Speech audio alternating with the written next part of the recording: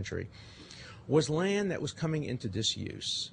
Now, these are controversial, by the way. There are some Palestinians who say you shouldn't trust Mark Twain. There are some Palestinians who say you shouldn't trust the various English travelers. Reasonable people could disagree about that.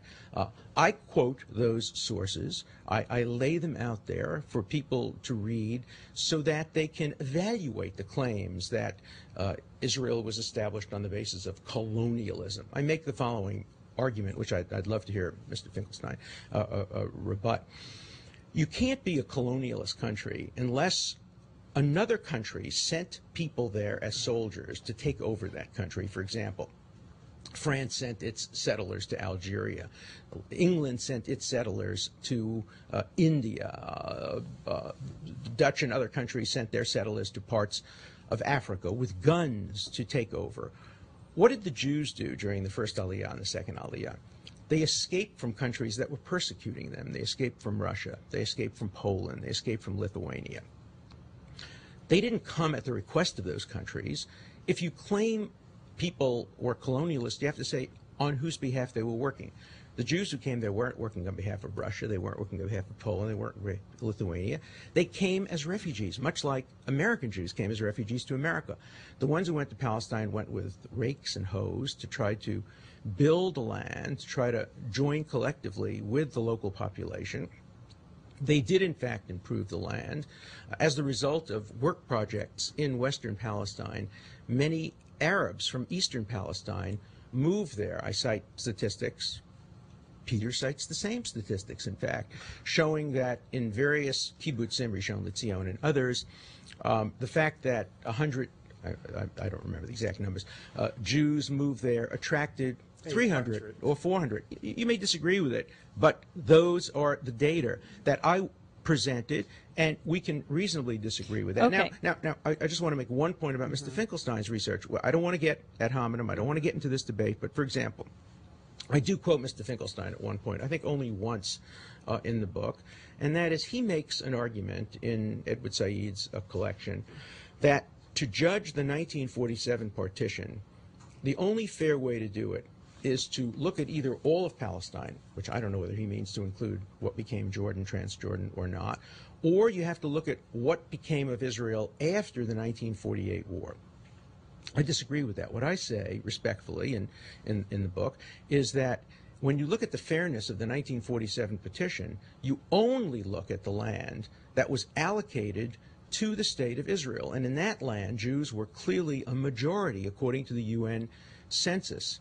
To be sure, once the Arab nations attacked Israel, once the Palestinians attacked Israel, there was a war, and Israel secured more land, which was regularized by a ceasefire in 1949. What Mr. Finkelstein does is he counts that land and says, aha, look at how much they got, and look at the proportion of Jews and Palestinians. That's not the correct demographic to look at.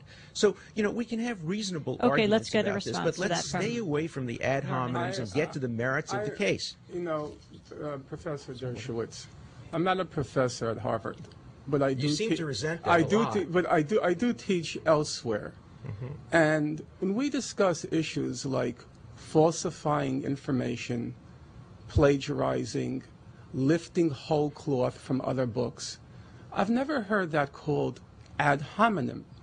For a serious scholar and a serious academic, those are very fundamental issues. But when they're false, they're ad okay, hominem. no, if they're false, then you dispute them. That's what But I'm to doing. characterize them as ad hominem seems really out of court for a professor.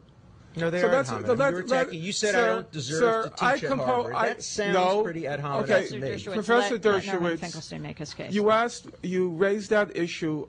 I'll try to address it, and then we're returning to the substantive issues of your book. First, tell me why I shouldn't go I'm teaching going at to Harvard. refer to that. Okay. On page 207 of your book, you say that to deliberately misinform, miseducate, and misdirect students is a particularly nasty form of educational malpractice. Of which I accuse Now, Noam Chomsky and others, consider what you have done in the book to be a paradigmatic, a quintessential example of misinforming, miseducating, and misdirecting. So you go write, on. write an Allow article, me to finish. Write an article. Let him No, make his allow point. me to finish, Sure. Mr. Dershowitz. I've been very respectful of your time. On page 213, you discuss the Holocaust fraud by Robert Faurisson. That's And you right. write, quote, there was no extensive historical research, referring to his book. That's right.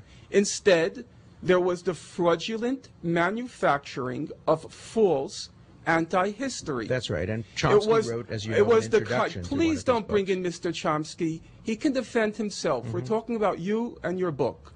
It was the kind of deception, referring to Faurisson's book, now let me quote clearly, Right. for which professors are rightly fired.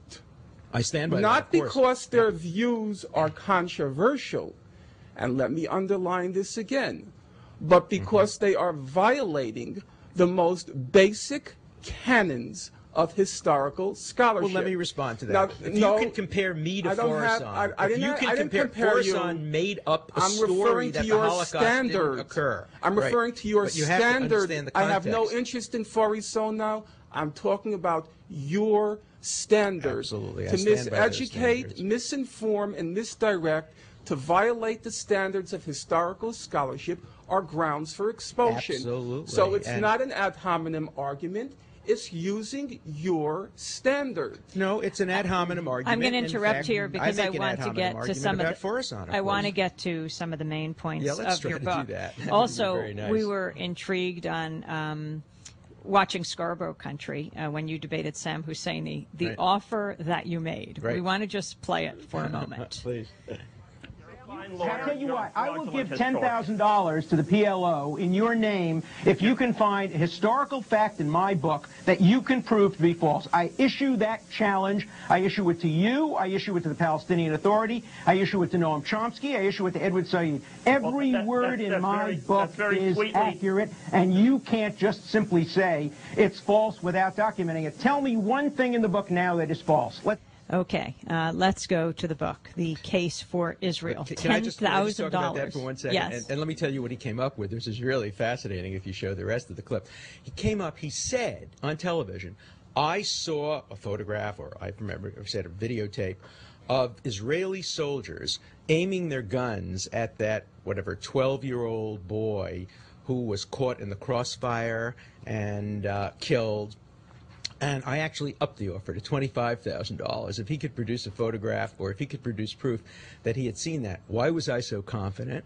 Because German television did a very thorough study of that one particular incident. Let's just spend 1 minute on that incident. What happened is when that child was killed in his father's arms, the nation of Israel went into almost universal mourning. It was as if they were sitting Shiva on one of their own children. A child had died, and it looked as if possibly an Israeli soldier might have shot him. When you contrast that to how Palestinians respond to a child dying in Israel from terrorism, dancing in the streets, it's a very striking comparison. Then German television did a study, and they found out that the Israeli soldiers were positioned in a way that it was physically impossible for the bullet from an Israeli soldier to have hit that Palestinian child, and it was virtually certain that the bullet had come from a Palestinian gun. In my view, that's not particularly relevant. When a child is caught in a crossfire, it's a tragic death resulting from the crossfire. Which bullet actually hit him was not relevant. But that was the answer that he came up with. Norman Finkelstein. Well, first of all, I want to clarify the monetary issue. Is it now $25,000? It's $25,000 on that issue. Oh, just on that the issue. In general, right. it's $10,000. And let me be very clear what I said. We heard it. We just saw it on the tape. Let me be very clear. I think it's clear. I then made it very clear. I said afterward, a material, willful distortion of fact. Professor Dershowitz, it's on tape. We just saw it. But we're not talking about a spelling mistake. Oh, no, I'm not We're not spelling. talking about a minor mistake and a far footnote. be it for we're me to talking be about so a trivial. serious All right. material, Let's willful talk mistake about- of fact that I Okay, deliberately serious- engaged in. serious Okay. material Yes, facts. Right. Let's start. Number one, I'm going to first deal with just concrete facts which are not particularly controversial, which can easily be confirmed. On page 80 of your book, you write that according to Benny Morris, between April and June... Benny Morris being an Israeli historian, I have a copy